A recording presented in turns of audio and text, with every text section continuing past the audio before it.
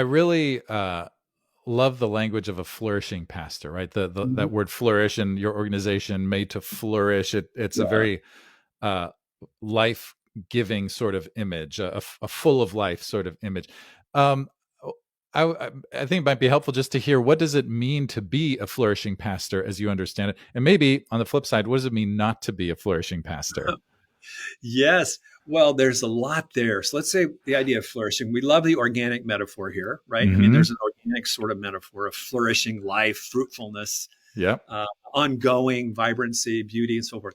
Yeah. There's a lot I think we could say together on this conversation. What does it mean to be flourishing? I would say number one is that our lives are more and more consistently aligned with God's design Hmm.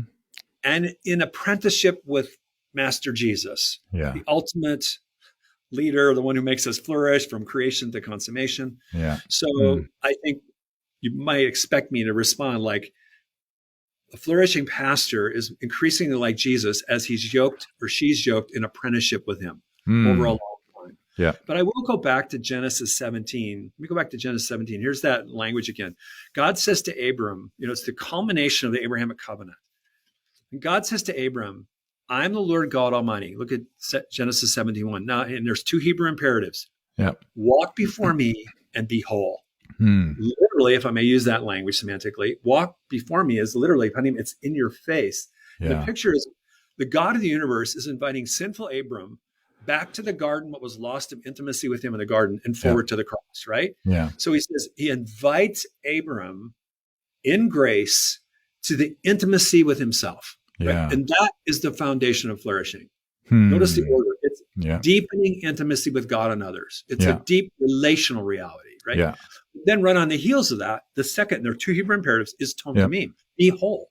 Yeah. So you have this language of intimacy, wholeness, integral life, Yeah. virtue, and then from that you have influence. So a Yeah. flourishing pastor, the order there, I think, is one of growing intimacy with God and others, Mm-hmm.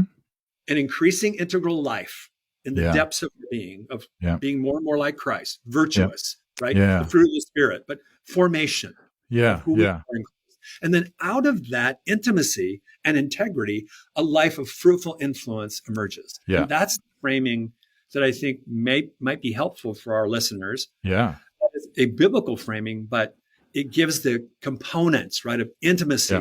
of formation, Yeah. and then the fulfillment of serving God however he's made Right. you, right? In Right. terms of your loving God and your neighbor and your work and Right. vocation.